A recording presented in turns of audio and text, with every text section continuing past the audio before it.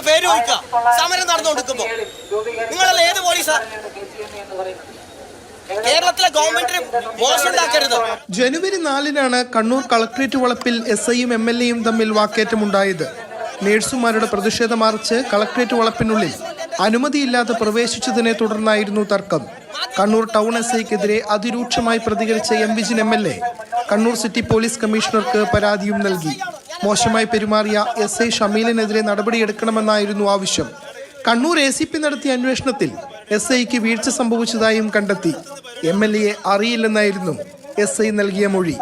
എന്നാൽ സംഭവം നടന്ന് 1 മാസം പിന്നിട്ടിട്ടും MLA നൽകിയ പരാതിയിൽ ആഭ്യന്തര വകുപ്പ് നടപടി സ്വീകരിച്ചിട്ടില്ല. MLAയെ പിന്തുണച്ചും SIയെ വിമർശിച്ചും EP ജയരാജൻ അടക്കമുള്ള CPM നേതാക്കളും രംഗത്തു വന്നിരുന്നു. പോലീസിനെതിരായ ഭരണപക്ഷ MLAയുടെ പരസ്യശാസനയിൽ ആഭ്യന്തര വകുപ്പിന് അതൃപ്തിയുണ്ടെന്നാണ് സൂചന.